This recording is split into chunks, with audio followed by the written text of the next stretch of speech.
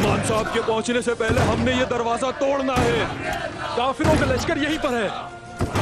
हमें ये कला किसी भी हालत में हासिल करना है। चलो जल्दी। अल्लाह।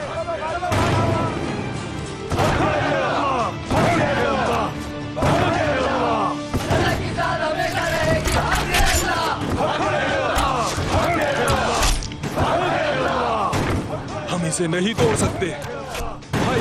ये कला हमें हासिल करना होगा, चाहे हम शहीद ही क्यों ना हो जाएं। चलो, हम उस्मान साहब के सामने नाकाम नहीं होंगे। चलो तोड़ो इसे। अल्लाहू अकबर।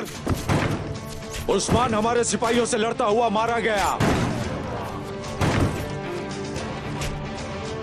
हमारे सिपाही जल्द यहाँ आएंगे और तुम सबको खत्म कर देंगे।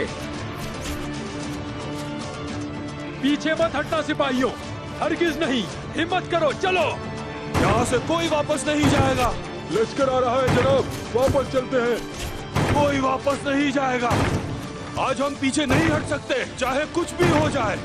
हक है अल्लाह, हक है अल्लाह। काफिर की ना सुनो। हक है अल्लाह। अल्लाह की साथ हमेशा रहेगी। हक है अल्लाह। अल्लाह की साथ हमेशा रहेगी। हक है अल्लाह। हम आ गए सिपाहियों। क्या बात है सरदारा, सलामत रहिए। जोर लगाओ सिपाहियों। चलो सिपाहियों। हक है अल्लाह, हक है अल्लाह, हक है अल्लाह, हक है अल्लाह, हक है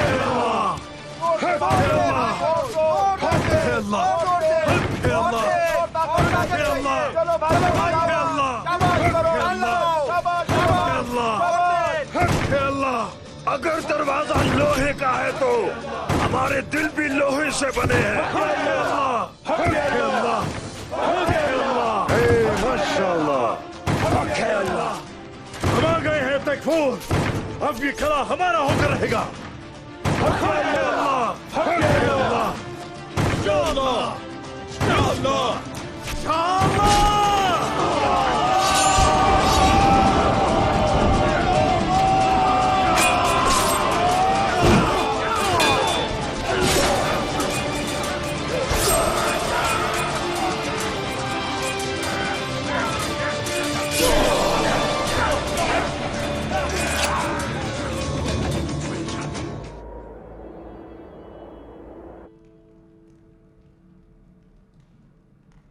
तैमूर साहब,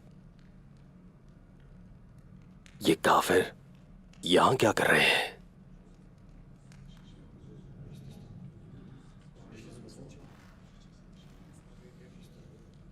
चचा के पास जरूर कोई वजह होगी, जल्द पता चल जाएगा। होशियार, उस्मान साहब आ रहे हैं।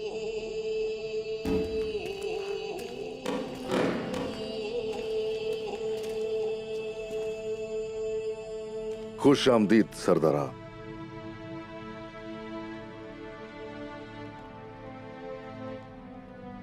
हमारे सरदारान इस सोच में होंगे कि ईसाई लोग यहां क्या कर रहे हैं। आप भी यही सोच रहे होंगे कि हम लोग यहां क्यों आ गए हैं।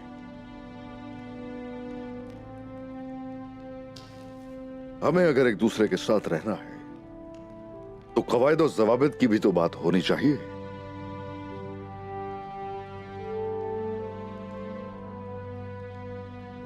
हुयून हिसार कला अब से हमारा है। अब मुझे बताइए, आप लोगों की सोच आखिर क्या है?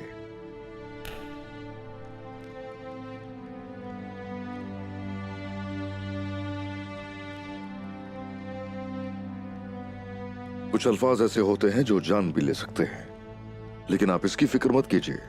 यकीनन हम समझेंगे कि ये जो कहना चाहते हैं। शुक्रिया उस्मान साहब, लेकिन हम डरते हैं। हमें कोई निसार के मुस्तकबिल का खौफ है। बताइए जरा, आखिर किस चीज का डर है? जुल्म से डरते हो क्या? नाइंसाफी से डरते हो क्या? आप बस इतना जान लीजिए, मेरे झंडे के नीचे कुछ ऐसा नहीं होगा, भूल जाओ। इस दीवान की बुनियाद अदल पर रखी गई है। हमारे यहां हर चीज से अफजल जो है इखलाकियात है। कलों और हिसारों में हमने कई लोगों को देखा, हत्ता कि जिस चरवाहे को आप कमतर समझते हैं उसका भी इम्तिहान लिया। उससे हमने कहा कि ये भेड़ बेच दो हमें, बदले में सोना पेश किया, मगर सिर्फ ये कहकर इनकार कर दिया उसने कि ये अभी बड़ी नहीं हुई। यही वजह है कि अब वो भी इस दीवान का हिस्सा है। हमने अच्छी तरह जांच पड़ताल की है। यकीनन जो ज्यादा ईमानदार होंगे वही नुमाइंदगी करेंगे। आप अपने लोगों के मसाइल हमारे दीवान में लेकर आएंगे और उन मसाइल की दादरसी होगी। जुल्म अगर हद से तजावुज कर जाए तो जान लो कि आदल नहीं रहा, जो कि हर मुआशरे का हिस्सा है। जब तक कि कोई गद्दार नहीं, उस शख्स का मर्तबा बराबर होगा हर किसी के लिए, चाहे उसका ताल्लुक किसी भी कौम या दीन से हो, कोई फर्क नहीं पड़ता। हमारे लिए सब एक है। इसलिए आप सबकी जान की, माल की, औलाद की हिफाजत मेरी जिम्मेदारी है। अगर ऐसा है तो उस्मान सरदार, अगर आप हमारे साथ मसावी सुलूक करेंगे तो जैसा आपने कहा वैसा ही होगा, इंशाअल्लाह। ऐसा ही होगा। अब अपने लोगों के पास वापस जाइए, सुनिए वो क्या कहते हैं। वो जो चाहते हैं वो सुनिए और फिर आकर जरूर हमें दीवान में आगाह कीजिए। और हाँ, ये भी ख्याल रहे कि अब से बाज़ंतीनियों के साथ किसी भी किस्म की तिजारत में आप कोई महसूल अदा नहीं करेंगे, हत्ता कि कुस्तुनतुनिया जाने वाले तमाम काफिलों की मैं हिफाजत करूंगा।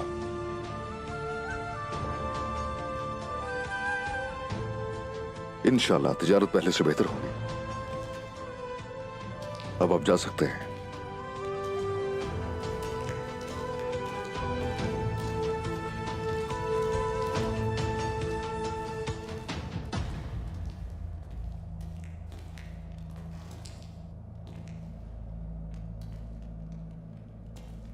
जनाब माफ कीजिएगा, मगर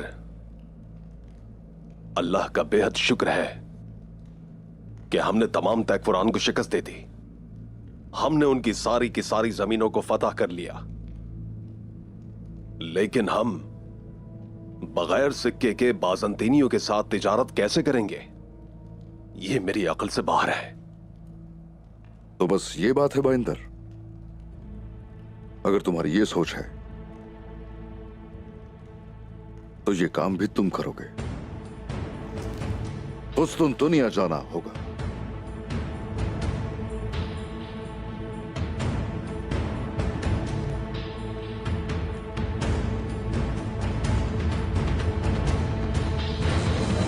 उस्मान साहब, माफ कीजिएगा, लेकिन वो इतना बड़ा अजीम शहंशाह भला उस कमजोर इंसान की बात पर ध्यान क्यों देगा?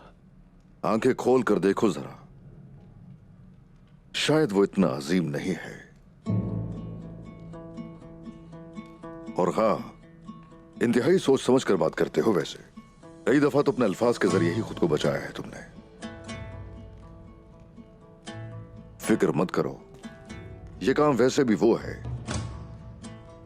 जो आसानी से किया जा सकता है। अपने मकसद पर मेरी जान भी कुर्बान है। मैं देख रहा हूं कि उस्मान साहब भी अपनी जान की परवाह करने से बिल्कुल भी गुरेज नहीं करते हैं। जो सरदार का हुक्म है मैं पूरा करूंगा। हर जंग का एक असूल होता है। यकीनन वो हमारी सरजमीन पर हमें कत्ल करने के लिए आए थे, लेकिन हार गए। अलबत्ता उन्हें हिसाब देना होगा। जब हमारे लोग बाज़ंतीनियों के साथ तिजारत शुरू करेंगे तो बदले में उन्हें कुछ भी नहीं देंगे, और उनकी हिफाजत जो करेगा वो अजीम शहंशाह अंदरूनिकोस ही होगा। बाइंदर, उससे ये कबूल करवाना तुम्हारी जिम्मेदारी है। जो हुक्म सरदार का। लेकिन किसी कबीले के सफीर के तौर पर नहीं। आजाद रियासत के सफीर के तौर पर वो अजीम शहनशाह अंदरूनी कोस भी देख लेगा कि हम किसी के भी मातहत नहीं होते, बल्कि अब एक आजाद रियासत है।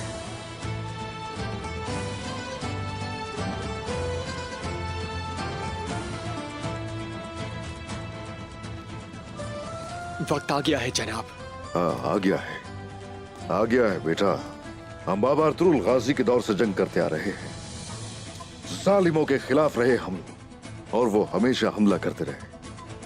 हमने कमांडारों को गिरा दिया, उनके तकफूरों को हरा दिया, उनके हिसार ले लिए, उनके कले ले लिए, जबकि वो एक मजबूत तरीन लश्कर के साथ खड़े थे। और हमने उन्हें बाफ्यूस में शिकस्त से दो चार किया, और हमने बजाते खुद शिकस्त दी। हाँ, और अगर गौर किया जाए तो कोई शक नहीं कि आजाद रियासत का ऐलान करने का वक्त आ चुका है। बोरान, जनाब। हर किसी को खबर पहुंचा दी जाए और तमाम इलाकों में सफीर भिजवा दिए जाए। हर किसी को खबर दी जाए कि आजाद रियासत वजूद में आ चुकी है। जो हुक्म मेरे सरदार का।